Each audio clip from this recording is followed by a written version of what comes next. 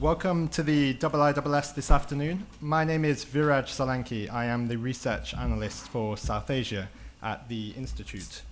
Our panelists flew in from the Kingdom of Bahrain yesterday, where the IISS, in partnership with the Near East and South Asia Center of the US National Defense University in Washington, D.C., organized our 5th annual joint IISS-NISA South Asia Security Conference on building regional security and countering extremism and terrorism.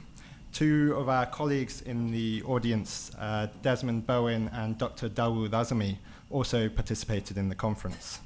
This joint Track 1.5 conference brought together two presidential candidates of Afghanistan, two former special envoys of India and Pakistan, as well as senior security and intelligence officials, along with influential experts from the three core countries of India, Pakistan, and Afghanistan. For the first time, the conference also had official participation from the United Arab Emirates and Uzbekistan. In view of the off-the-record nature of our Bahrain conference, today's discussion session will primarily be based on the speakers' individual interpretations and assessments of the discussions that took place on South Asian security. Our first speaker, Dr. Roger Kangas, will primarily focus on Afghanistan, Jack Gill on US policy towards the region, Rahul Roy-Chaudhry on India's perspectives, and Antoine Levesque on Pakistan's perspectives towards regional security. Each of the speakers will make introductory remarks for 7 to 8 minutes to ensure we have sufficient time for a useful discussion with you all. Our first speaker, Dr. Roger Kangas, is the Academic Dean and a Professor of Central Asian Studies at NISA. Roger. Viraj, thank you very much, and it's good to see all of you here. My task is to start us in Afghanistan before we head eastward, and in particular to look at the issues of political change and transformation. As we watch the 18th year of Western engagement in Afghanistan, or international engagement in Afghanistan, two key dynamics are at place right now. First, of course, is the 2018-2019 electoral cycle, parliamentary elections or legislative elections and now presidential elections, as well as a concurrent peace process or reconciliation effort, which has been accelerated in recent months. But an immediate question to ask is, can these efforts help each other, or do they contradict each other? And could they, in fact, be detrimental to each other? I would also add a third element, and of course, that's the continued fighting between the Afghan National Security Forces and its NATO and US partners on one side versus the Taliban and its partners on the other, with, of course, the wild card being individual fighters and groups from Islamic State, Khorasan or Daesh, who are conducting their own violent campaigns. And so if we were to look at this third point in a nutshell, it seems that it's at a standstill. The Afghan National Security Forces are conducting a majority of their military operations, inflicting but also suffering significant casualties and having limitations on the abilities to operate. NATO's Resolute Support Mission continues to assist, advise, train, but again with some limitations, as well as the U.S. mission on that and its own counterterrorism efforts. We repeatedly get the claims of this is at this year we're at a turning a corner. It's the most important year. It's a critical year. And I would say if we just focused on the security matter, we could really determine that every year we've been able to say that. And unfortunately, we may have to see this in the coming year or two. What makes it more perhaps problematic is this political process underway. Politics does go on. And it really cuts to the very heart of the legitimacy and credibility of the Afghan government and really what's been set up over these past 18 years. And so when we look at these trends, what can be said? In terms of the elections, parliamentary elections last fall were spotty at best. The technical aspect of the elections were carried out with varying results, in the sense of in some districts things were done quite well, in others clearly there were concerns raised, and even the inability of certain voters to cast their ballot has raised some doubts in the country about the true nature of the parliament that came out of it.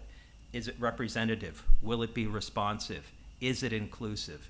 These are factors that, quite frankly, concern not just citizens, but political actors and external organizations looking at Afghanistan. But time moves on, and so we have the presidential election underway. Now, this has been delayed twice, set for 28 September, with a likely runoff to follow. When you field 19 candidates, roughly, and it's doubtful that anyone will get a plurality, a majority in the first round, and so we will have a runoff. But this does lead to some questions and some challenges. First and foremost being, can the sitting president actually continue through this summer? On 22nd May, his term technically ends, and should there be a continuation of the existing term, which has happened twice before, or a caretaker government put in until the new president steps in, this is a debated issue within the country and among those looking at Afghanistan. What about participation? Is there a technical and political will, so to speak, to make this happen? We've had 15 years of elections, and that's the good news.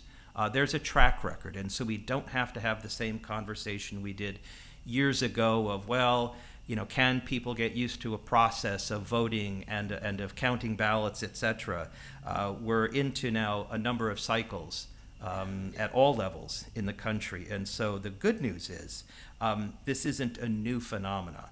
The challenge is, as we looked at what happened in the fall, can the errors made and the shortcomings of the fall be rectified in time for September? Because this really is now an Afghan-owned electoral process. What about the violence and the security itself? Again, we've seen this at varying levels. No doubt there will be violence in the coming election. Will it be kept to a level that is acceptable? And to phrase it that way is difficult, but honestly, that's what we have to do. But of course, can we also overcome some of the perception challenges? And I think this, particularly from the point of view of Afghan officials and professionals, there often is a bias. And you could almost use the phrase, an Orientalist view of the country. That is, well, it's an election that's taking place, but let's be honest, it's not going to be a real one. They don't understand democracy. They run politics in a different way. And quite frankly, this condescending attitude towards elections in Afghanistan is a challenge we all have to overcome.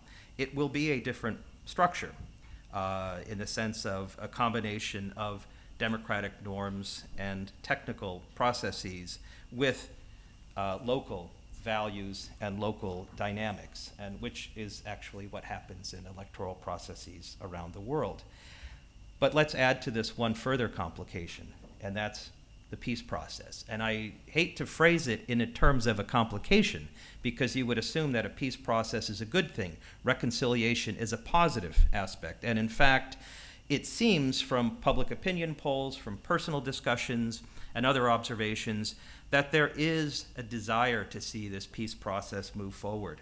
Not to discredit the current government, its legitimacy and credibility, but to bring the violence to an end. And to do this, of course, we've had a number of venues and avenues of operation. Most recently, and in fact today, the actions of Special Envoy Zalmay Khalilzad from the U.S., who's trying to bring, is speaking with Taliban forces and officials and trying to bring the sides together is a key aspect in this. Meetings that have taken place in Moscow, Tashkent, in Doha, and others. Opportunities to bring sides together. Of course, a challenge here is that who is negotiating? Is it between the Taliban and the United States, as some Taliban officials would like it to be, or is it between the Taliban and the government of Afghanistan, as the Afghan government would like it to be, and in fact, as the U.S. position clearly states? Again, we talk about this being Afghanistan-owned, Afghanistan-led, Afghanistan-controlled. It's a great slogan, but we have to actually put this into practice. And so when we think in terms of other challenges for this peace process, it really revolves around the timetable for the troop withdrawal.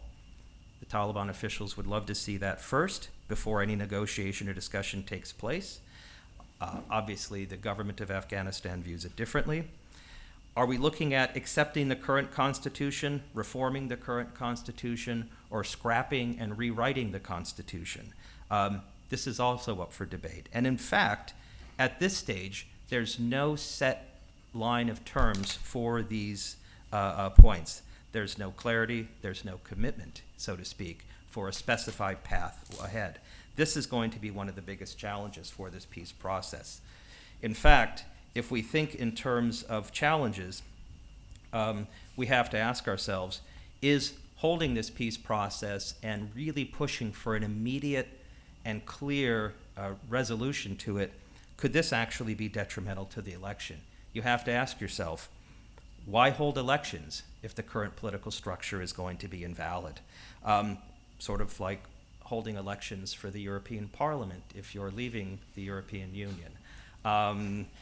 It's a thought. And this concern in Afghanistan is not just about actually going through the mechanics of holding the election, but of course for the current political leaders in Afghanistan, this is of grave concern to their position in the country and the future of their country. Are we looking at a bond too that will include the Taliban leadership, which was not part of the initial bond process? These are the sorts of issues that have to be wrestled with and outlined, and happy to discuss them during the questions and answers that will follow this. I would add one last thing, of course. It's the role of the outside powers that do play a part, and one that we need to emphasize, particularly the immediate neighbors, India and Pakistan, to which my colleagues will address and to whom I will now hand over the podium. Thank you. Thanks, Viraj, and thanks for all of you for attending this afternoon. Thanks, Roger, for introducing the topic. It's always an honor to be here at IISS and offer some thoughts. Please note, I do speak only in my own personal capacity. I do retain an affiliation with the NISA Center, but my remarks are mine alone and do not represent in any way the government of the United States. I'll take the conversation to the east, as Roger indicated, with some observations on India and Pakistan from a U.S. perspective. Obviously, a topic like that could take an all-day seminar, but I'm going to just focus down on a few tight points. So let me start with Pakistan and make two broad points on the U.S. and Pakistan relationship. First, in following Dr. Kangus's remarks, Pakistan, of course, is intimately connected with Afghanistan in a symbiotic relationship, and the United States is endeavoring to work with Prime Minister Imran Khan's government to achieve a peaceful, enduring solution to the conflict across the border. The U.S. envoy, Ambassador Zalmay Khalilzad, for example, has expressed his appreciation for Imran Khan's recent statement that Pakistan will not be a party to any internal conflicts anymore, and that Pakistan supports an intra-Afghan dialogue. We, of course, have heard such pledges from Pakistani leaders before, only to find them rather less than satisfactory, and Prime Minister Khan's latest statement was necessitated by comments he had made in March and early April that the Afghans considered to be explicit interference by Pakistan, and that Ambassador Khalilzad replied to with a stern rejoinder that the future of Afghanistan is for Afghans to decide. The U.S. statement after Ambassador Khalilzad's visit to Islamabad this week, on the other hand, was cautiously upbeat. But the U.S. is clearly looking for, and indeed expecting, strong, persistent Pakistani efforts to push the Taliban to a ceasefire and to talks with the elected Afghan government and other Afghan stakeholders. As yesterday's U.S. statement noted, and as I alluded to by terming the Afghan-Pakistan relationship as symbiotic, an intra-Afghan dialogue aimed at peace is something the United States sees as in Pakistan's interest, especially for regional economic integration that would contribute to Prime Minister Khan's vision for a development-centric Pakistan. So far, from Washington's perspective, the results have only been partially satisfying, so the U.S. will certainly be watching closely to see how Pakistan's actions unfold following Ambassador Khalilzad's most recent visit. And as we mentioned, I think he's left Islamabad last night or today. The second point on the U.S. and Pakistan relates to a key friction in the relationship, and that is Pakistan's support for, tolerance of, an array of terrorist groups. The Secretary of State, for example, could not have been clearer in an interview he gave in mid-March. We need Pakistan to step up. They need to stop harboring terrorists. And you'll find similar comments in almost every speech, or actually in every speech, by every U.S. government official on this topic. This has been consistent in the past 2 years since the release of the U.S. South Asia strategy in August of 2017. But you can also find remarks along these lines in almost every statement from U.S. representatives in the Obama administration as well. So this is not a new message. From the U.S. perspective, visible, irreversible action against such groups is in Pakistan's interest. Terrorist groups endanger Pakistan's internal stability, raise the likelihood of war with neighbors, promote continued instability in Afghanistan, inspire like-minded extremists throughout the region, and reduce the appeal of Pakistan as a destination for investment and commerce. The most recent example of this threat is the India-Pakistan crisis that we saw beginning in mid-February, and I'll come back to that in a moment. These considerations, of course, are above and beyond the menace such groups pose to the larger world, including the United States, and therefore the U.S. sees it as in its interest, as well as Pakistan's, that action be taken against them.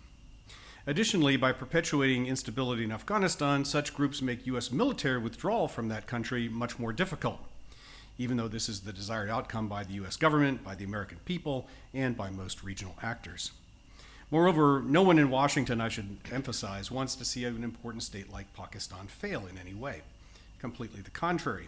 There's a consistent desire in this administration and previous ones to see Pakistan succeed in achieving peace and prosperity for its own people, becoming a regional commercial hub, and in not representing a threat to itself or its neighbors. And such groups threaten all of these hopeful outcomes. So let me move then further east to India. The first point to make here is the centrality of the Indian Ocean in the U.S. Indo-Pacific strategy, and therefore the centrality of India as a partner.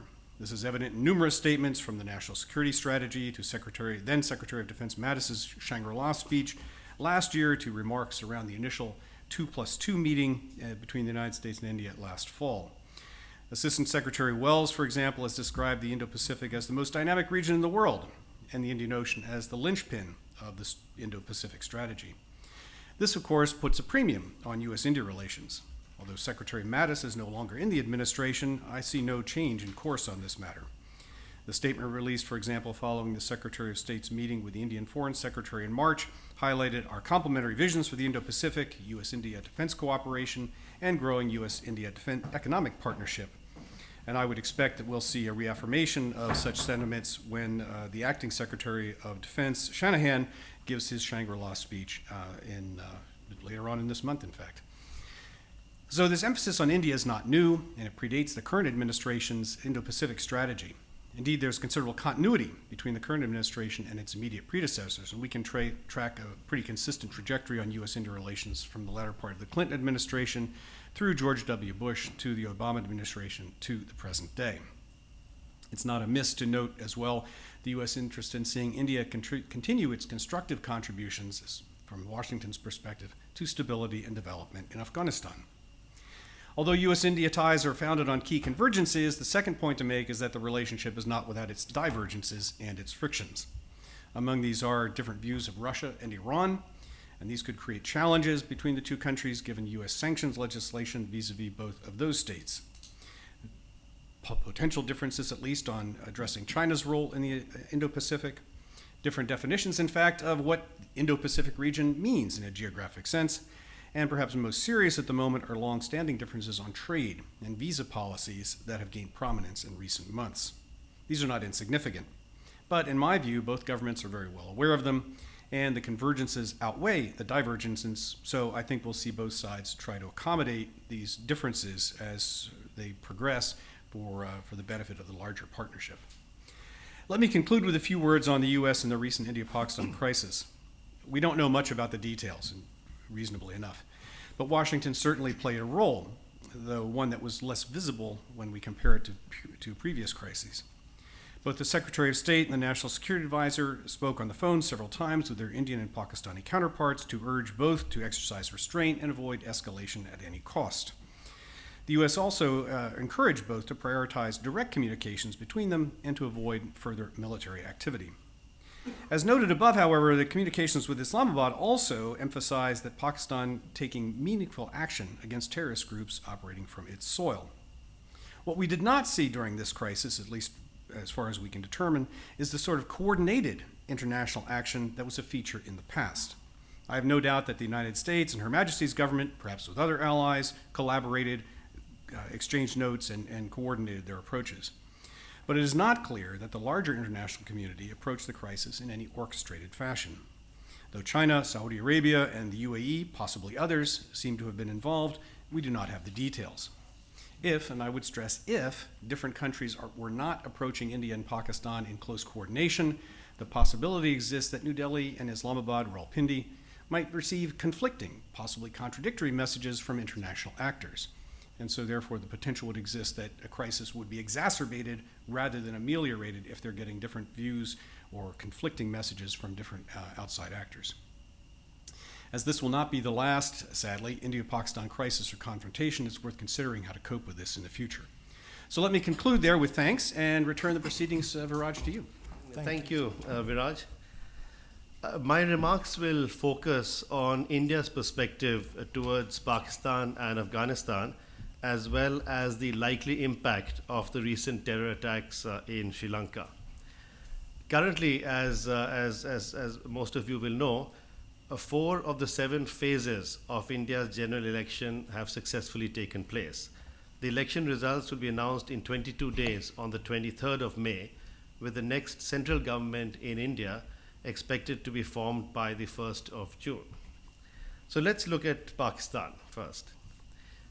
The sharp and sudden escalation of India-Pakistan tensions in late February 2019 was the worst in nearly 2 decades, bringing the two countries close to sustained armed conflict. While neither deliberately sought that result, the risk of unintended escalation between the two nuclear powers was high due to possibilities of misperceptions and miscalculations. Following a Jaish-e-Mohammed terror attack on 14th February, killing Indian paramilitary personnel in the Indian state of Jammu and Kashmir, India's strike against Balakot and Pakistan's counterattack across the line of control dividing Kashmir were unprecedented. This marked the first time that India had carried out a strike against mainland Pakistan since Pakistan had become a nuclear power in 1998, abruptly ending 2 decades of India's self-imposed restraint. It also constituted India's first employment of combat aircraft against Pakistan in 50 years. At the same time, Pakistan's reaction was the first time that it had retaliated with its air force across the line of control. Although key questions remain unanswered, with India and Pakistan continuing to contest each other's claims and counterclaims, I need not go into further details as we have published last month a comprehensive online IISS strategic comment on the India-Pakistan security crisis, available to all to download and read. In retrospect, fortuitous circumstances led to the de-escalation of the crisis without serious military escalation or further diplomatic deterioration. One salient reason for this was that the dominant official and media narrative on each side considered the episode a victory. But the two sides cannot rely on luck to diffuse tensions in the future, especially with diplomatic channels on the Kashmir dispute dormant as they are now and have been for over a decade. Better crisis management tools are definitely required. While India would have to perceive that Pakistan had taken effective action against India-focused terrorist groups operating on its soil, the reinstitution of a back channel between the national security establishments could well help in this respect. This was one of the key issues we discussed over the weekend at a conference in Bahrain. Second, Afghanistan. India sees itself as having a legitimate and positive role in helping the stability of its near neighbor Afghanistan. India's ambitious development partnership program of over $3 billion makes it the largest regional and the 5th largest donor to Afghanistan's development and reconstruction after the US, Japan, UK, and Germany. At the rhetoric level, India supports a peace and reconciliation process that is Afghan-led, Afghan-owned, and Afghan-controlled. Although New Delhi does not expect any peace process to be led, owned, or controlled by the Afghan government, it supports the Afghan government's perspective towards the ongoing US-led peace process. At the same time, New Delhi remains deeply skeptical of this process on the basis that its pace is being forced by the Trump administration's priority of ensuring the withdrawal of US troops from Afghanistan after nearly 2 decades, rather than as a genuine effort to bring peace to Afghanistan.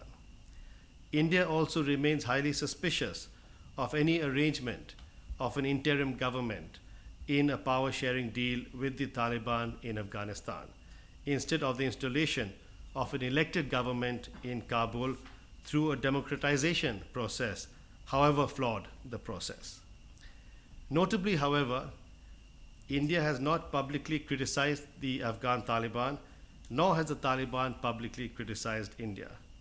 Indeed, the first meeting between a non-official Indian delegation made up of 2 recently retired senior Indian diplomats met the Taliban leadership for the first time in Russia last November. Subsequent contacts, if taken place, remain unknown in the public domain. In essence, a fundamental issue for the Indian government in the future will be the enforcement on the ground of a counter-terrorism assurance against the presence, training, and the supply of arms and logistics to anti-India terror groups based in Afghanistan. Third, and finally, the impact of Sri Lanka terror attacks on India. Although India's intelligence establishment passed on a fairly detailed warning in advance of the impending terror attacks to the Sri Lankan authorities, this was unfortunately ignored, as we now know. The conduct of such a well-planned, coordinated, near-simultaneous, multi-target and multi-city suicide bomb blasts have, I believe, implications for India's security, especially with the information that the leader of the attack had visited and had links to India, especially southern India. For long, the issue of religious radicalization in southern India has been ignored following the end of the Sri Lankan civil war a decade ago. At the same time, nearly 100 Indian nationals have traveled to Syria, Iraq to fight for the so-called Islamic State, Daesh, ISIS terror group, many from southern India. Although a number have been killed, the whereabouts of the majority are reportedly unknown.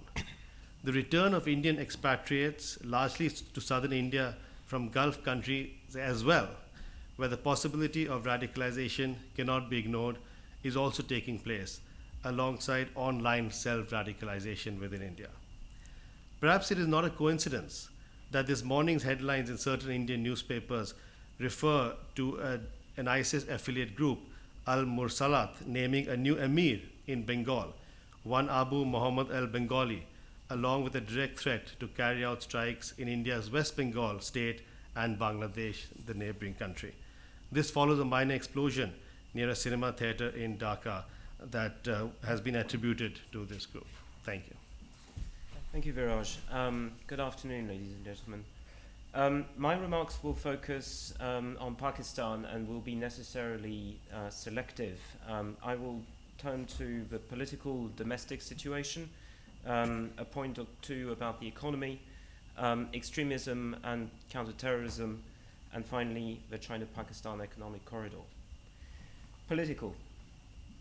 Prime Minister Imran Khan took charge of Pakistan only 8.5 months ago. Clearly, it is still early days, as he has not even completed a year in office.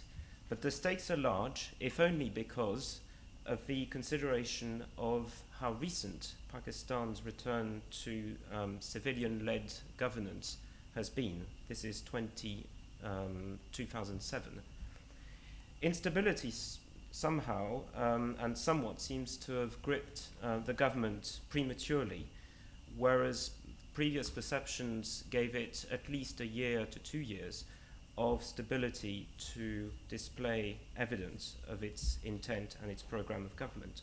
On the 18th of April, Imran Khan announced the appointment of 10 new ministers, including Abdul Hafiz Sheikh as de facto finance minister, and I'll return to the economy later.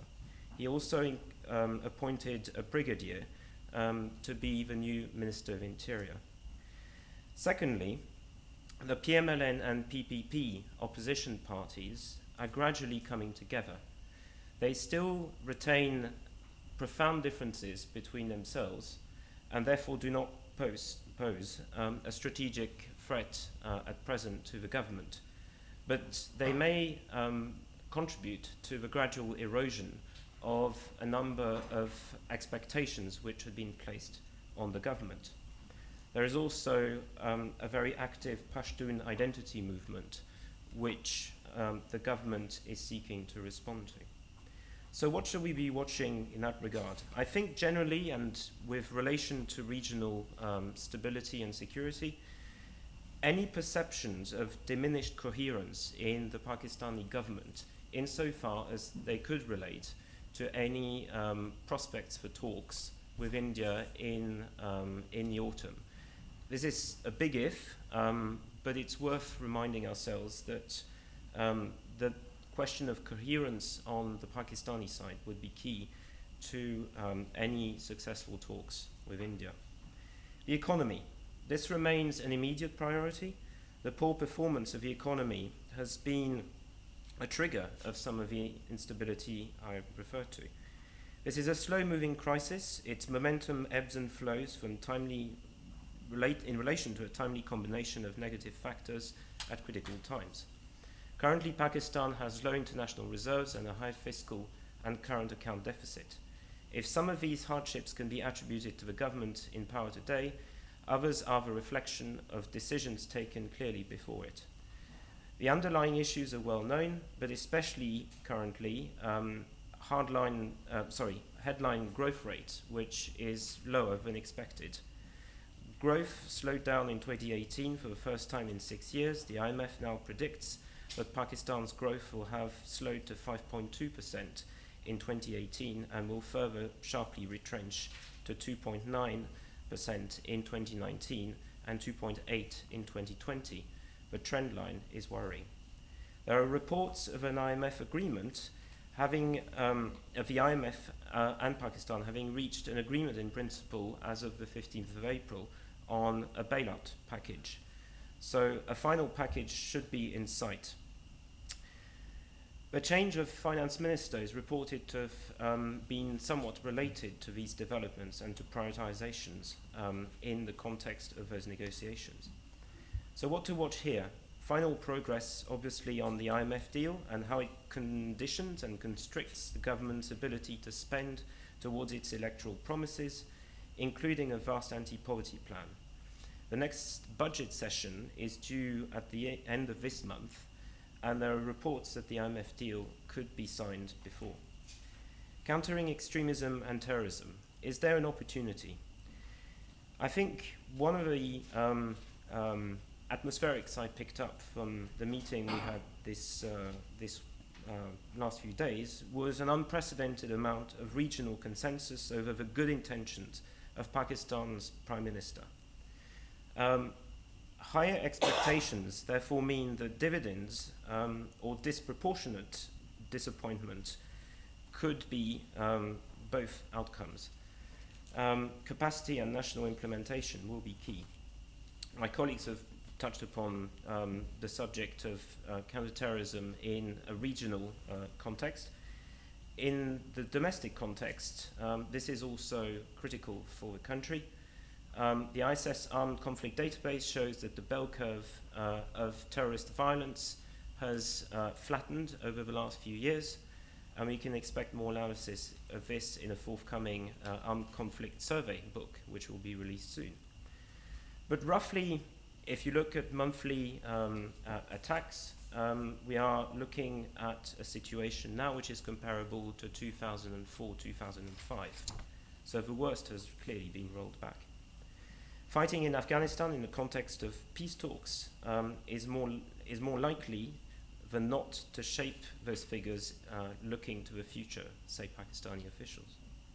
What are the priorities? Some of them include an outreach to educational institutions, 30,000 Quranic schools being so-called mainstreamed. Mainstreaming poses a number of challenges between short-term benefits and longer-term challenges around the normalization of extremist narratives.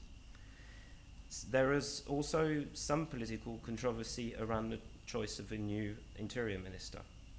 We can also expect a continuation of intelligence-led counterterrorism operations around the country, not least in relation to the 16th of December 2014 National Action Plan, which has now found a new lease of life in terms of implementation through the creation last week of a National Security Committee in the Parliament, in the lower house of Parliament.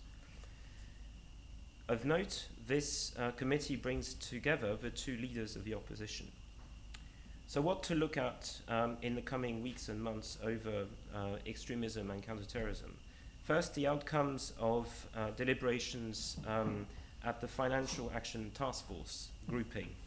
The next meeting is planned at the end of this month and will follow a meeting on the 22nd of February where the judgment was, and I quote, Pakistan does not demonstrate a proper understanding of the terrorism finance risks posed by a number of terrorist groups and persons affiliated to the Taliban.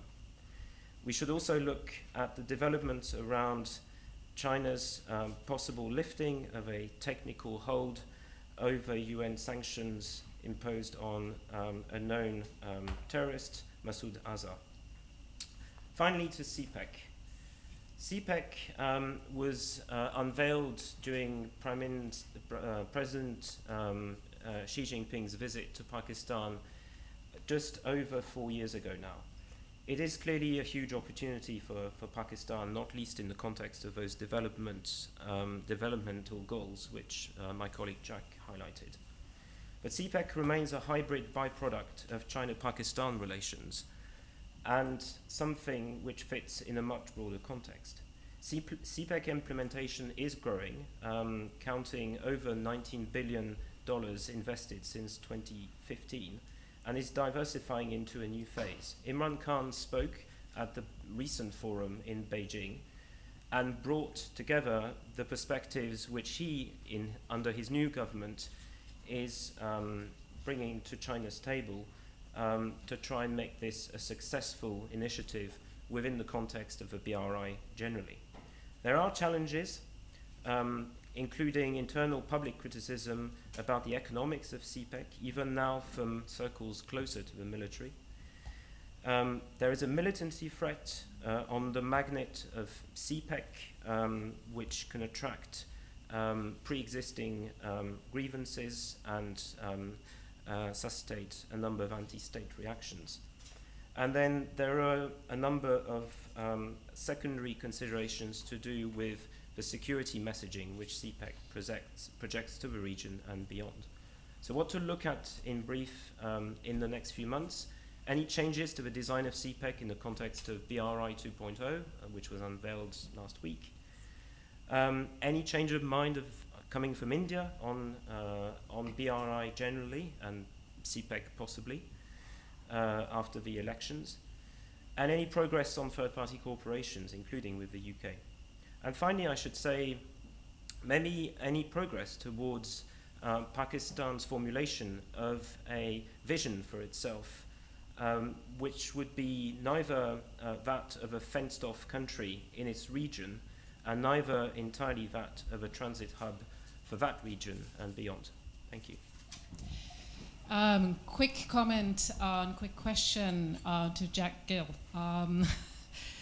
Comment about, you said that India view, or the America-India relations has sort of been constant since the Clinton years, sort of on a certain trajectory. I think India would see this quite differently. I think the Indian administration would look to George W. Bush as being very pro-Indian and Obama being quite different. That just as a comment. But I'd be more interested in your views on how the Chinese policy is affecting the whole Indian Ocean issue. Because I think India's real worry is not so much Pakistan, but really what's happening in the Indian Ocean, specifically with what China is doing on the Pakistani coast, on the Sri Lankan coast, and elsewhere. Thank you. Thank you, and it's nice to see you again. I guess I would have a different view of the Obama administration, given, for example, that in the end of the administration, the U.S. designated India as a major defense partner, and many other, I think the president at the time and Prime Minister Modi met sort of an unprecedented number of personal sessions. So we might have different views of that. So to me, it's a fairly consistent, although in the initial part of the Obama administration, there were concerns on both sides that perhaps momentum had been lost and had to be regained or something. But that's a very valid point. On China and the Indian Ocean, yes, I think that is an area of mutual interest between Washington and New Delhi. I mean, clearly in the Indo-Pacific strategy that the U.S. has articulated, and apparently there's news just today that there will be a new version of that unveiled in the next couple of weeks. So we'll see what the exact contours are. But I think it's one of the features of the existing strategy. I wouldn't expect it to be much different in the future, but we'll see. There are some differences in how the U.S. and India approach China's role. The U.S. tends to be more vocal and specific. The Indians more either diplomatic or vague, depending on how you wish to characterize it.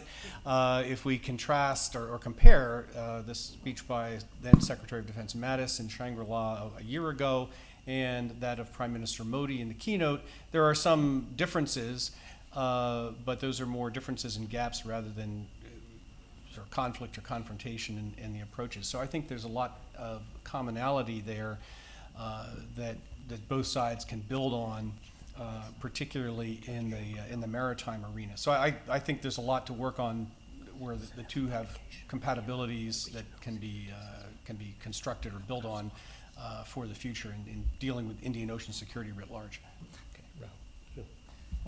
Thank you. Let me just add two things, Marie. The first is, I think there is an Indian pushback to what it sees as a source of concern over China's expansion of presence and influence in the Indian Ocean.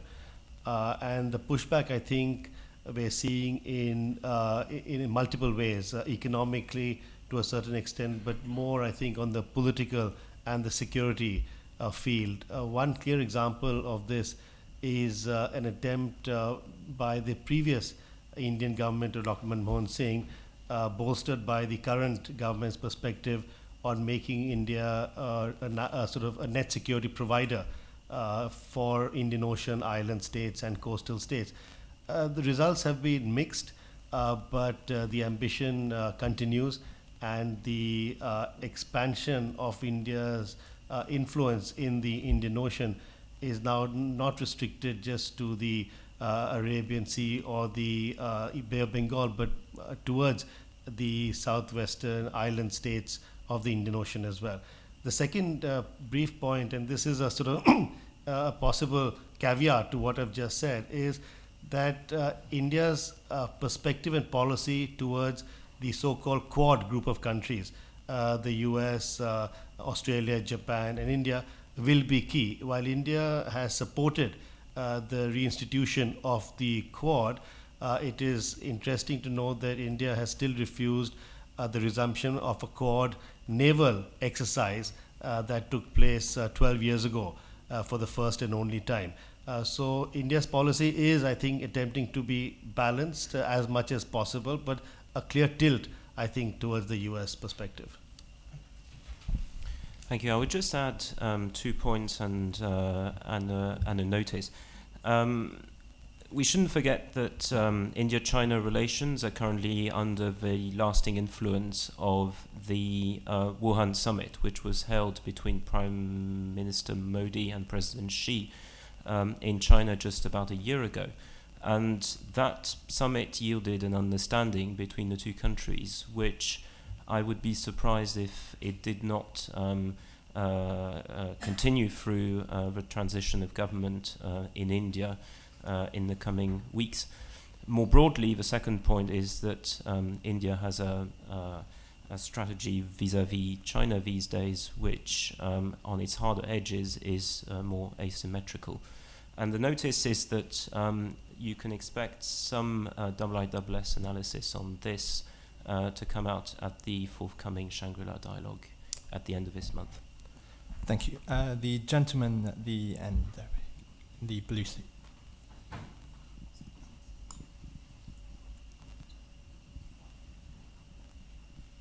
Hi, I'm Shao from China, from Chinese Embassy. You have touched upon a wide range of issues. I wish to know on the South Asian issues like Afghanistan, the CPAC, or China-Indian relations. I just wish to know where are the areas China and United States and the other countries concerned can cooperate more with each other, and where do you think they may have potential for more conflict or differences, especially you have mentioned about the Belt and Road or the CPAC? Thank you. Jack, do you want to? Yeah, sure. I guess I think there are certainly areas of potential conflict, and those tend to get most of the attention. But and some of the questions about the Indian Ocean that we just discussed and China's role there, not that the role is illegitimate, there's certainly a legitimate role for China, but that some of the, I think there's potential for conflict there. And whereas in some parts of the world there are maritime agreements on how ships behave at sea with one another, there's nothing like that in the Indian Ocean, and yet we have both India and China and the United States and Pakistan, looks like, as well as others that have nuclear powered submarines, some of them with nuclear weapons. So it would be beneficial to have some discussion around that in a multilateral format, in my view. So there are potentials for conflict, but there are also, to me, lots of potential for cooperation, and I think the cooperation side gets less attention. We've seen a very interesting agreement in the Wuhan summit, if I'm not mistaken, it came from Wuhan, on India and China cooperating in training Afghan diplomats, for example. And I think the first batch of those diplomats have gone through a training program with China and India. I think there's a lot in Afghanistan, in fact, where China and the United States, India and others can collaborate on helping a peaceful reconciliation and development of Afghanistan, whether directly as part of the Belt and Road Initiative or in some larger or more specific context. And I think there's a great deal of scope for cooperation in counterterrorism, where U.S. interests coincide with, I think, largely with those of China and with other countries in the region. Okay. Yeah, and just to add, I have to second what Jack said about the possibilities for cooperation. In fact, what's interesting is if you go back to 2001, the government of China was supportive of the missions in Afghanistan, the U.S. mission, and then later the ISAF mission. The U.S. declared ETIM, for example, as a terrorist organization, and I think it's in this broader counterterrorism structure that you do find a fair amount of agreement between the two governments. And I would even argue in the negotiations with the Taliban and the questions of what a future Afghan government would look like, what I've read and what in conversations, there is just as much concern in Beijing as in Washington about having a government in Afghanistan that is, how should we say, overtaken by the Taliban or controlled or influenced strongly by them. That incorporation means sort of ownership is something that I think both countries have strong worries or concerns about. Economic development, interesting, the U.S. has actually been supportive of various Chinese efforts in terms of economic development in Afghanistan, and it's interesting, even in the context of the Belt Road Initiative, where you've seen U.S. criticism in other areas or other parts of the world. Security cooperation, Jack's mentioned diplomatic training. There's also been security force and police training, possibility of greater Chinese engagement in the Wakhan corridor and other areas of Afghanistan, generally seen as part of a broader process of giving, if you want to say, ownership and responsibility to a greater part of the international community. This is key. An area of difference, though, before saying, oh, all is great, is there are obviously concerns in Beijing about a continued presence of the U.S. in Afghanistan, and this is where we do have an interesting conundrum. The security problem needs to be solved, but China, as with other neighbors, are keen to see the U.S. forces not become a permanent presence in the region and, in fact, depart sooner than later. This was definitely evidenced with the closure of various U.S.-based facilities in Central Asia, which over the years were seen as talking points in Shanghai Cooperation Organization and other meetings. And to see the possibility of any agreement between the U.S. and the government of Afghanistan that would allow a continued and consistent U.S. Military presence on Afghan soil is probably something that our colleagues in China would not be supportive of. And so, I kind of look at overall there's cooperation, but there are specific elements that I think both sides realize that they're on different sides of the fence. Thank you. Antoine. Thank you. So you implied that perhaps CPEC might be seen more on the challenge side of your question, and I think I would disagree with that, in the sense that both countries are clearly committed to the stability of the country and its ability to develop for its own sake, for its own national interest, a vision of its own prosperity, be it with China or with other countries. And the US has been a long-standing promoter of regional integration, and that is another strand of the promises which CPEC could be bringing to Pakistan and its ability to relate to neighbors. The other point is that perhaps there has been a degree of securitization of the Belt and Road Initiative in US defense discourse in the last couple of years. But CPEC has remained fairly unrelated to that particular discourse, which has, I think, dominated more broadly the Chinese end of the initiative and not the specific Pakistani instance of it. And certainly, I think you can speak to a number of officials who will tell you that really what matters is the first point I made, which is stability. And otherwise, the US otherwise recognizes that the entirety of China-Pakistan relations is not subsumed into CPEC. Those relations are much wider, and it's important to not lose sight of that. Thank you. The next question, Dr. Adil Sultan from King's College. Thank you, Viraj, for introducing me. Just a first clarification, Antoine. Brigadier, it is a not serving brigadier that has been appointed as Interior Minister. He's a retired brigadier 20 years back. So just to clarify, military is not taking over. Okay. I did not imply that. Yeah, so I just At least that was not my intention. Okay, thank you. On other issues, it's mostly a Western perspective or an Indian perspective, and even if one out of the panel would have talked, probably the message has been consistent. So there's no alternate perspective from China or Pakistan. So the panel had been talking about Pakistan and China, but mostly from a Western perspective.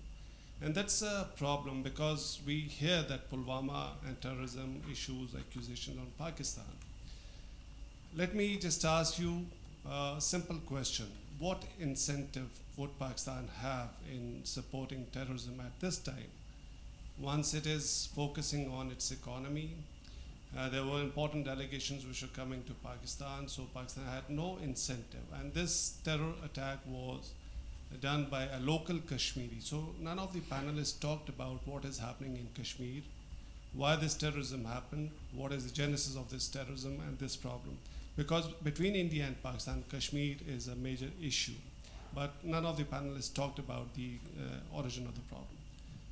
My question to the American colleagues is that the statements that were made by Prime Minister Modi about mobilizing nuclear missiles or missiles as such, and also about mother of all bombs. We can say that it could be political rhetoric for the election, but if these same statements would have been given by a Pakistani political candidate, the reaction of the West and why there is no reaction in the United States or other Western countries about these statements and the role of nuclear weapons in future crises, especially after hearing these statements from Prime Minister Modi. Thank you.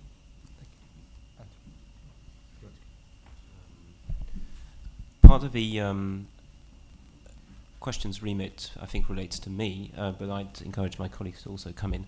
I was planning to say something about how Saudi Arabia is more engaged with Pakistan around its economy, but also around the particular crisis which took place in February.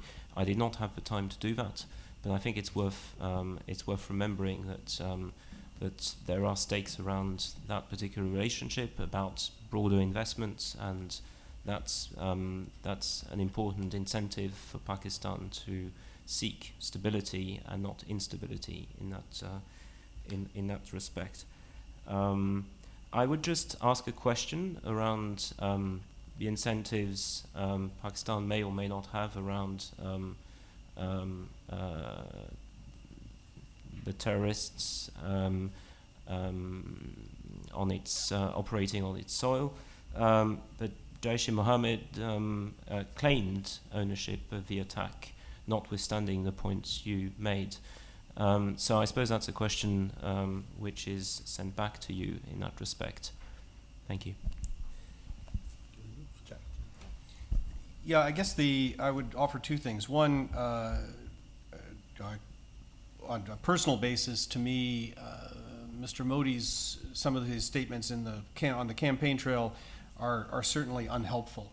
But I can't respond on behalf of the U.S. government. That's just my own personal view. And as far as terrorism is concerned, I would draw a distinction between direction or orders emanating from the government of Pakistan in some way vis-a-vis this recent attack in Pulwama. I don't know, I'm not involved in those sorts of things any longer, so I don't know that there was any order or direction from Pakistan. But the nub of the question or the problem from the U.S. perspective, and I think for others, is not so much whether or not someone in Pakistan said, yes, please conduct this operation, but rather that the group that claimed responsibility operates with freedom in Pakistan on a routine basis. And so that's the nub of the problem, is the toleration of this group and making hate speeches, collecting money, et cetera, on a regular basis. So that's really where the problem is, not that someone thinks someone from Pakistan directed this particular attack.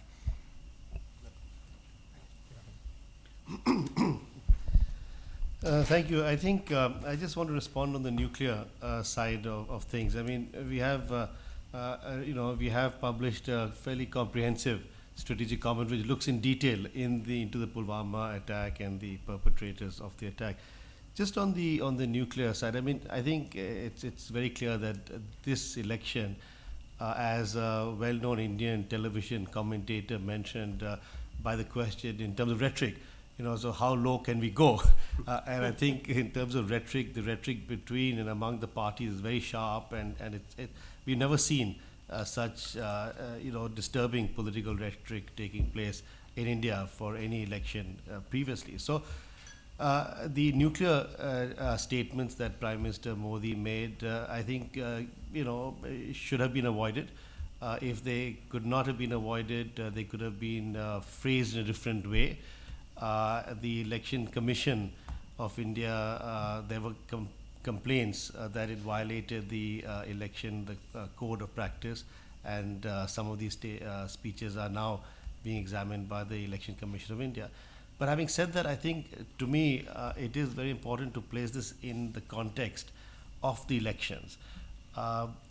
What happens after the next government comes into power may well be very different from what the statements have been that were made during the election process. These statements, the political rhetoric, are precisely that. I mean, they are political rhetoric. I wouldn't see a strong relationship between the election campaign for the ruling BJP, which is stridently anti-Pakistan, and in terms of the nuclear issues, raising issues of concern to Pakistan, but these I don't think will have much of an impact on the next government, whichever government it will be. These are election rhetoric issues. Thank you. The next question, the gentleman on the front row on the end, on the third row on the end. Thank you, Viraj. Shaunak from King's College London. I have one specific question and one general question. My specific question goes to Mr. Roy Choudhury. There's a recent report, probably today or yesterday, that Sri Lanka has asked India for special forces for counter-terrorism operations, but India has asked for a formal request and arrangement in place. How do you see that unfolding, first? And my general question to the panel is that as the Indian economy grows and the security threats evolve, we also notice an incremental growth in Indian hard power, whether it is the acquisition of the nuclear submarines last year or the growth of ballistic missile defense and the recently concluded anti-satellite missile tests. How does this cumulatively affect the South Asian security scenario? Thank you. Sure, thank you, Shaunak. I'm not aware of this report that you mentioned, but I think there are two aspects to this, if I can venture. The first is that clearly there will be no decision on this issue till the next government takes over. I mean, there is no possibility of, in the next 22 days, of this government taking a decision on such a sensitive issue like that. Secondly, my gut feeling is that Delhi will be wary of putting in Sri Lanka special force or force of any kind. There is still, a very sort of a very difficult part of the India-Sri Lanka relationship was the India peacekeeping force that was in Sri Lanka in the late 80s, and what happened to it and the difficulty in the relationship. So I'd be very wary of any Indian footprint of a special force of military type in Sri Lanka. I think whichever government takes over. Clearly there will be more, I suspect, counter-terrorism cooperation, intelligence sharing, but beyond that I don't see anything physically manifest in terms of Indian forces in Sri Lanka. On your question, which essentially related to military capability aggressions in the region, clearly we're seeing a degree of a slow burning arms race in the region. Both governments deny that this is happening, but from the standpoint of an external observer, I think this is a qualification which can apply to the region. I think we should be mindful, though, of a leap of thinking between considering demonstrators and technological breakthroughs and deducting that those are instant inducted capabilities in both sides' force structures. There is often a critical mass of those capabilities. You need to create something which can be inducted, and the lead times are variable depending on the type of equipment. And even more important, perhaps, is our considerations of intent. That brings us to questions of doctrine, but we have to, I think, operate on the assumptions that these are countries which intend to be rational and intend to be coherent with themselves. So whatever developments on the capability side may happen, it's extremely important to keep in mind the intent aspect of the equation. And finally, you raised the ASAT test. I think India, as well as Pakistan, so far have shown no appetite whatsoever for targeting each other's cyber or space assets insofar as they relate to strategic deterrence. I don't think the test from the Indian side makes any difference to that statement. Just a quick addition here, and Antoine's comment about intent needs to be underscored, because what you're seeing in the region broadly, if you look at an individual country, you can make claims that this specific country is militarizing above and beyond its sort of the norm. You're right. I mean, India as a major economic actor and one whose economy is growing at a nice clip, is investing more in its military and is seeing itself perhaps beyond just a regional power, defensive power that may be able to project power. But in many instances, quite frankly, this has been in terms of security cooperation and assistance with other states. But you also have to look at this broader theater where the U.S., for example, has really seized the Indo-Pacific region. And in fact, we now don't call it Pacific Command, it's Indo-Pacific Command, as the primary combatant command for the U.S. military, that the Indian Ocean, Pacific Ocean region is going to draw most of our attention, that you'll see more exercises, you'll see more basing opportunities, port visits, etc. The same, of course, with China. Getting back to this question of the U.S. and China, the presence of China in the region, you see increased military spending and capability development, quite frankly, even in countries such as Iran, shackled as it is with sanctions. It is looking at increasing missile capabilities and its naval forces in a particular unique way. And then we throw in the Gulf countries, which are right on the fringe, but clearly are going to play a role in the broader security. And so, unfortunately, what I see, if I'm thinking in terms of a regional harmony, is this is all being done individually outside of any sort of concerted combined effort, that countries are looking at their own defense, their own capabilities, broadening out their military capacity, and quite frankly, if I'm a resident of or within an Indian Ocean country, I'd not be pleased to see my world becoming a military playground. I'll offer just 3 quick points. One on Indian hard power. In my view, I would echo some of the points Antoine made, that to me this is in large degree more perception than reality. The demonstration, the one-off demonstration of technical capability, or the acquisition of systems in very small numbers that really would not matter in a larger engagement. It might matter if you're the guy right across the border or right across the line from the enemy, but it will not matter in a larger sense. Secondly, I should have mentioned when our friend from the Chinese embassy asked about cooperation, the recent trilateral statement issued by the United States, China, and Russia after a meeting in Moscow, that it listed a whole series of agreements, particularly vis-a-vis Afghanistan. And I neglected to mention that, so I wanted to make sure I did so. And finally, I would also agree with Rahul as far as Sri Lanka is concerned. I also have not seen this report.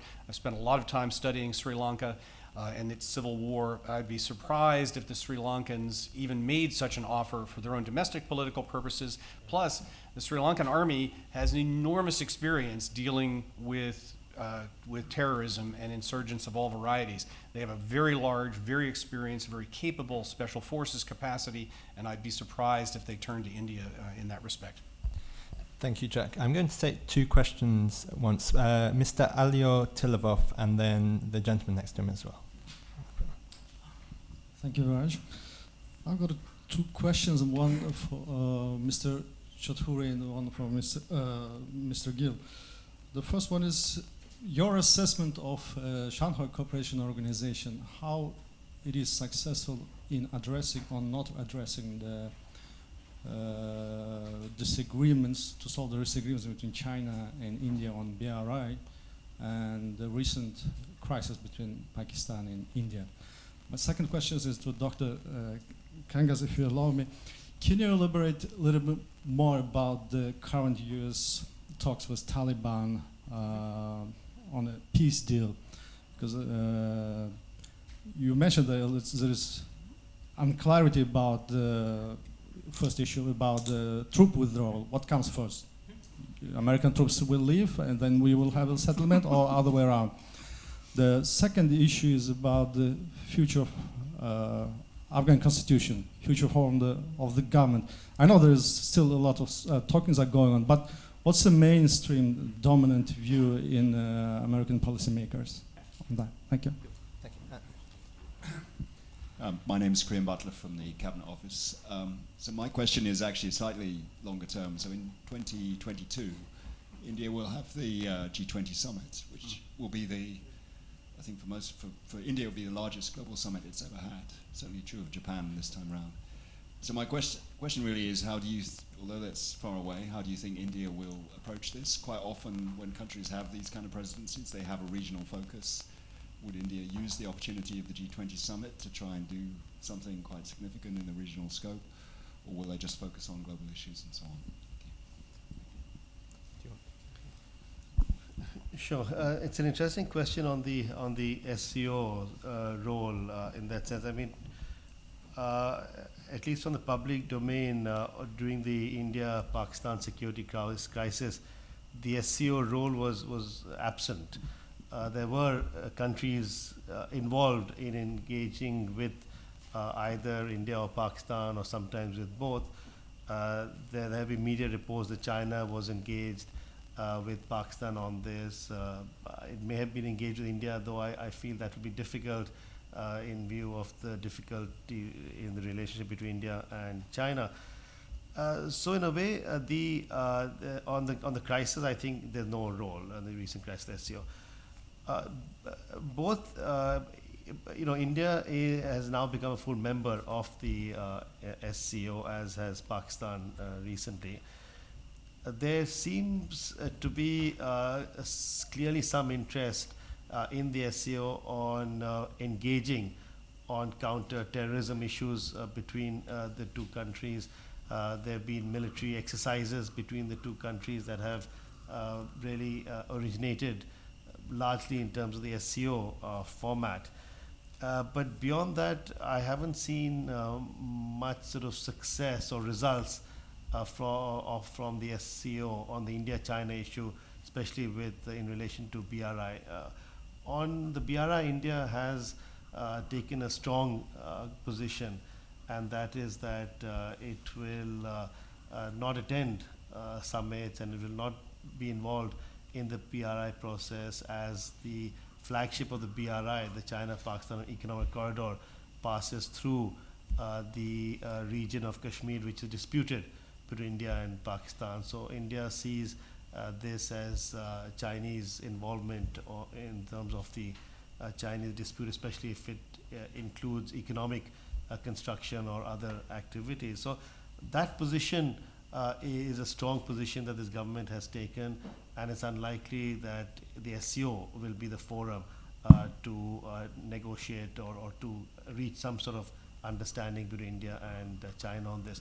I will just point out another group of countries that may actually have greater influence in terms of the India-China relationship, and that is the RIC, the Russia-India-China trilateral cooperative mechanism that is now fairly well instituted among the foreign ministers of the three countries. And we saw that particularly during the security crisis in India and Pakistan, when the Indian foreign minister flew in the midst of the crisis for a meeting of the RIC foreign ministers. So in a way, this may actually have more resonance on the India-China aspect rather than the SCO. Sorry, if I can just come to Krion's question on 2022 and the G20 summit. Well, thanks for pointing out, Krion, that the G20 summit will take place in India in 2022. I'm sure when Indian viewers see this video, they will be pleasantly surprised and delighted. At the moment, no one is aware of this clearly in that sense. In Indian terms, 2022 is sort of very far away. But I think in all seriousness, there are two aspects that will be important for India's decision. The first is the nature and the form of the new central government that will take power in June this year. Depending on the numbers, as you well know, and the combination that takes place, we will have a better indication of how the next government will want to play the G20 summit in its favor. Secondly, I think there is now a much greater sort of interest in India to seek a global role for itself, and I think we've seen this particularly in the last few years. So I suspect the global agenda will far outweigh the regional agenda in the summit when it takes place. I would echo that. I think the two variables are the composition of the Indian government. If it's a Modi government but with a lesser number of seats in the legislature, as seems most likely, then that'll but that'll depend on what the outcome of the elections is. And the second variable to me would be the status of India's economy at the time. Is it progressing? Is it looking strong? Or is it stalled? And that will have a strong influence on how they approach the summit. And I think they will eschew the regional focus and very much try to place themselves on the global stage. For Mr. Tilovov's question, as far as the SCO is concerned on India and China, to me, I think bilateral works well for the two countries, and I don't see much of an SCO role for dealing with Sino-India issues. We don't want to overplay the Wuhan summit from last year, but that was clearly very significant and had a dramatic impact on relations between the two. So I think that's where the most likely success would be. And then, yeah, actually, just a couple of a comment, I should say, on the SCO question, because at its core, it is really an organization that came out of a confidence-building structure. You know, if you want to think of the Shanghai Five, Shanghai Forum, and at least among the original members, there was a certain level of confidence developed over the last decade plus, 2 decades actually, if you consider the '96 first summit. Including India and Pakistan now into this organization is altering the dynamic, and it's partly a learning process of how are we going to bring in these countries, and in this instance India, to deal with a bilateral issue. I will tell you from past experience, often, to note Jack's point of view, that some issues are just left at a bilateral level, and the multilateral SCO doesn't quite address them yet. It's still flexible enough to allow that to happen. On your question about talks with the Taliban, what is the U.S. trying to get out of this? Quite frankly, it depends who you ask, right?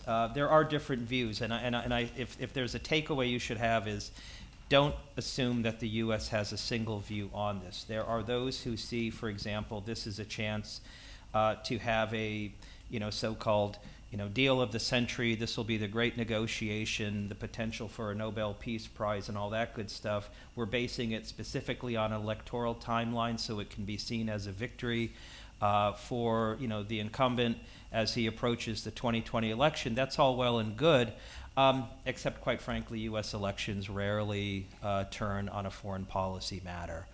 It's about 98% domestic, and I'm being conservative. No, I told my colleagues the other day there was a total of 5 hours, stunningly, 5 hours of meetings with Democratic presidential candidates at Harvard University, and in those 5 hours, Q&A sessions for 300 minutes, 3 questions were asked on foreign affairs. All the rest are on domestic and social and other things. I'm sure television programs. But when it comes to the negotiation, there are those who want to see this process through, who want to see a resolution to the Afghan conflict in a way that, if you want to say, caps the effort that's been done for nearly 2 decades. And so you will find Americans at different levels who are concerned about giving too much to the Taliban. And in fact, this is the tension. How much can they be part of this? Can they be brought into a process that already exists? There is a state structure, there are institutions, there's a constitution, there are international arrangements. Does the Taliban step into this, as say the FARC did in Colombia? Or do we rebuild with the Taliban's consent? And obviously that is one of the big issues. As you said, I would put that one and the notion of troop withdrawals. The U.S. position is clear. It is not a case of withdrawing troops and then having the discussions. It's an all-inclusive element, and as far as the U.S. government is concerned, the troops will be in the country as long as the agreement with the government of Afghanistan stands. I would just say one quick comment on the Constitution. The points that you often hear in media and in sort of think tank worlds, it's the role of women, it's the role of minorities, and the role of Islam. A constitution that frames itself in the spirit of Islam based on the precepts of Islam on Sharia law, quite frankly, that's what it currently is. But would we see a constitution rewritten so there's a Council of the Guardians-like structure that you see in Iran?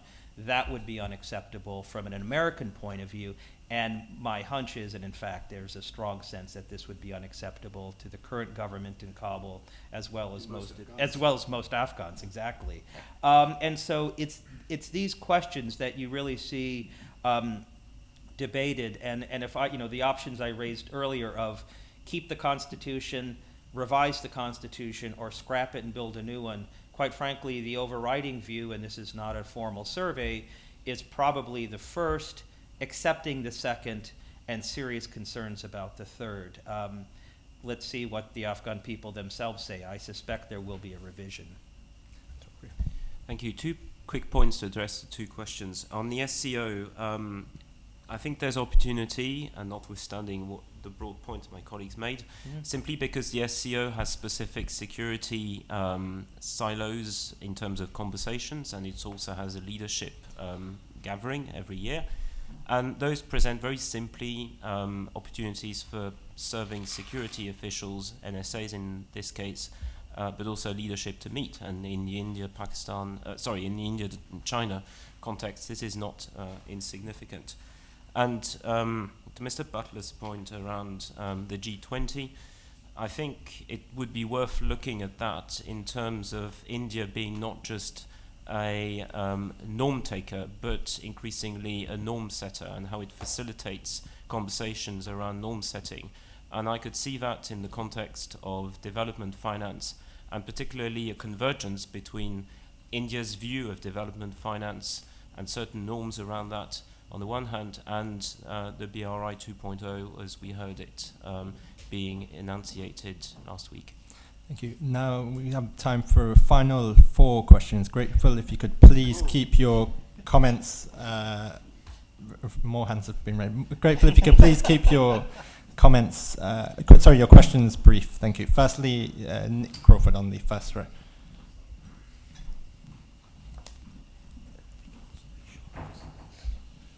Thank you, Viraj. Nick Crawford of the IISS. Just another quick question on Afghanistan. The media paints a picture of a rather fraught relationship between the US negotiation team and the Afghan government, and perhaps particularly between Ambassador Khalilzad and President Ghani. I wonder if you can offer any insight into that. And relatedly, whilst the US is vocal about the need for intra-Afghan dialogue and is committed to it taking this form, does that commitment to Afghan participation include a commitment to the participation in some form of the current Afghan government, or is it willing to throw them under the bus? Thank you. Secondly, the gentleman on the end, the left in the white shirt. Thank you. Thanks. Tom McCain, a member of the Institute. I thought it was interesting that Russia was mentioned only, I think, 3 times, but fleetingly. Given Russia's long-standing interests in this region, is that because the panel feel that looking into the future, Russia will increasingly be irrelevant to the region? And specifically, will India strive to keep its relationship with Russia, even if that is viewed as unwelcome by the US? Thank you. Desmond Bowen on the the gentleman here, just brief. Thank you. My name is Christian from University of California. So I have one quick question for the panel. How would the Hindu nationalism reshape the region of South Asia? And sorry, could you just speak up slightly? Thank you. How would the Hindu nationalism reshape the region of South Asia, and are there any implications if nationalism takes over India? So if that's the case, then does the panel expect any political spillovers or any security problems within the region? So the gentleman on the 4th row in the red tie, just slightly ahead with the glasses. Thank you. So this is the final question. Thank you. I'm Mihad Jawad, working for BASIC as a South Asia intern. I have 2 questions, actually. Now, okay, please be very brief. Thank you. In particular for Jack Gill, but I also invite comments from the bigger panel. In regards to the role that the US has played in the recent India-Pakistan crisis, why do you think there was a lack of coordination in the form of international nations coming together and just de-escalating the situation? And what are the possible future implications of this? The second question is given Trump's experience on nuclear issues with North Korea, ongoing Saudi Arabia, and Iran, do you think the US might it bring about a change in the nature of the role that the US has played between India and Pakistan? Because historically, US has been a constant mediator when it comes to nuclear issues. Do you think that role might change given Trump's experiences? Thank you.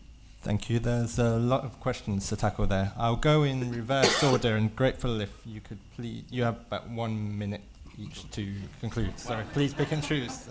No problem. I'll take the Russia question in part. I think it would be unrealistic to imagine that India would abandon its relationship with Russia altogether.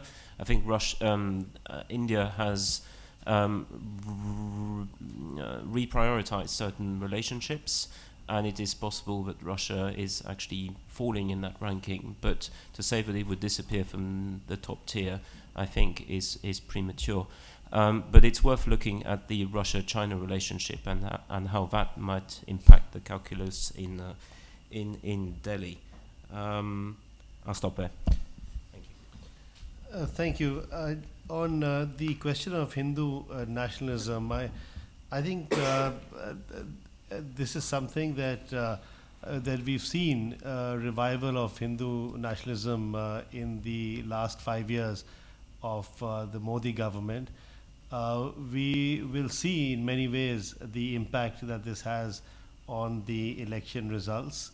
Where there's clearly a marked difference in political ideology among the main parties contesting the elections.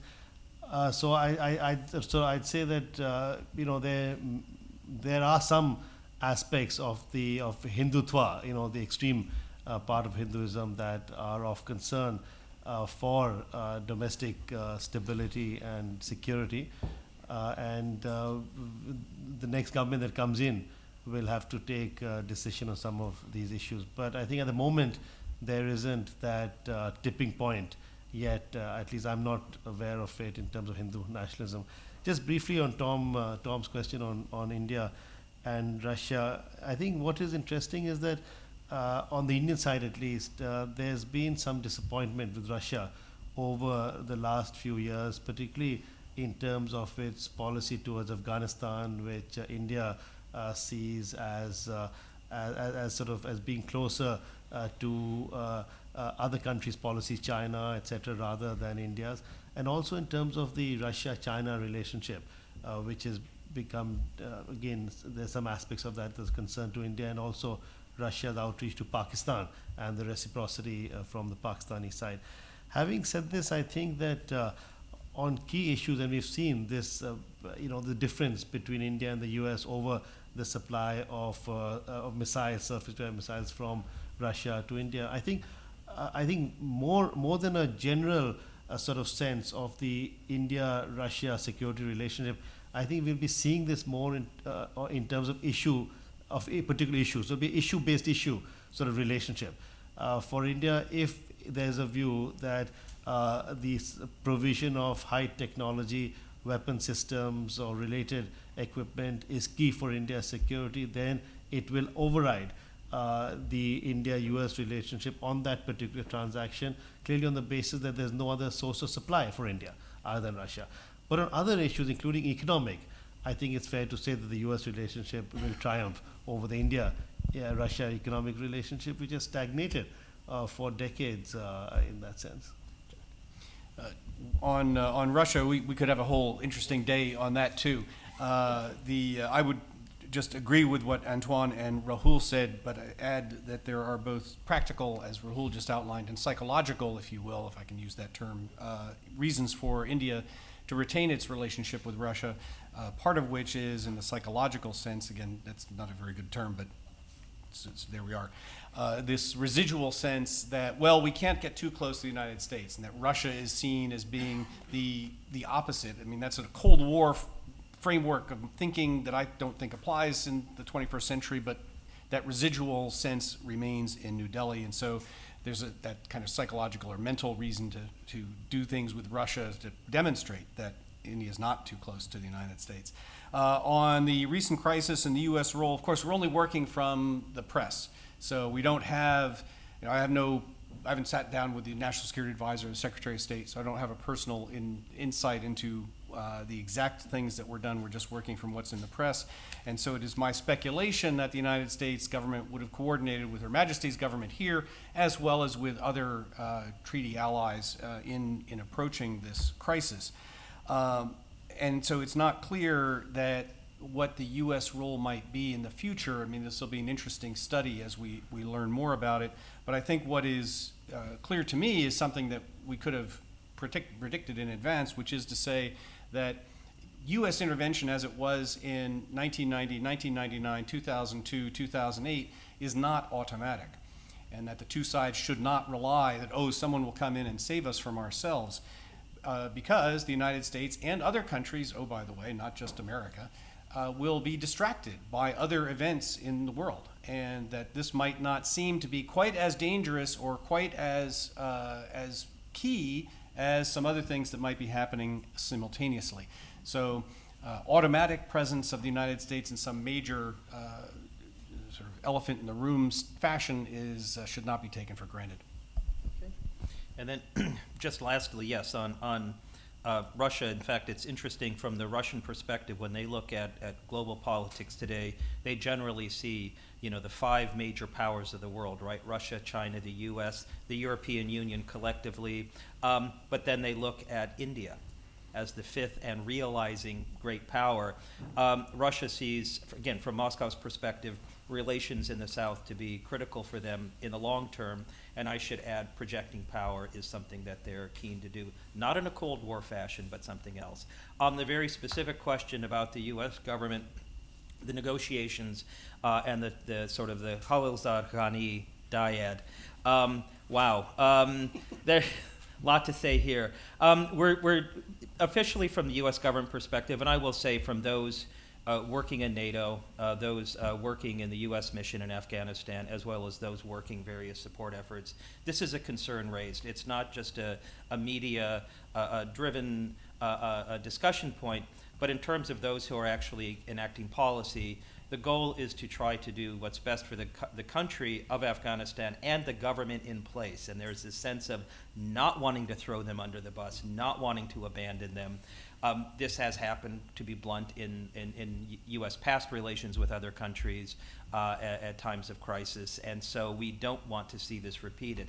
Having said that, if I'm looking at it from Ghani's point of view, and this is a perception issue, and to our colleague who mentioned, looking at it from a Western point of view, well, I'm going to go to, if I'm thinking from Kabul's point of view, when there's a U.S. envoy that meets with other groups, that periodically clues me in, but doesn't always tell me what's going on or tells me after the fact, or I'm left in the dark in terms of what specifics were raised, I would feel like I may be thrown under the bus. It's sort of like a professor who's being discussed for tenure and not quite told, yeah, the discussions are going fine, we'll tell you later. That's never a good thing. And I worry that, Mr.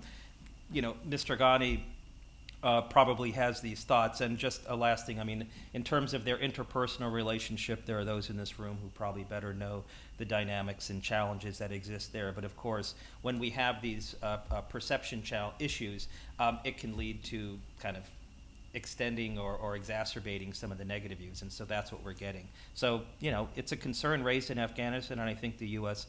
would be and should be mindful of the messages sent by perhaps not being inclusive. Thank you. 2 points before we conclude. Firstly, just to make you aware, in 2 weeks' time, on the 15th of May, the IISS is launching the Armed Conflicts Survey 2019. So it'd be great if you were able to attend on the 15th of May. And secondly, grateful if you could please join me in thanking our panelists today. Thank you.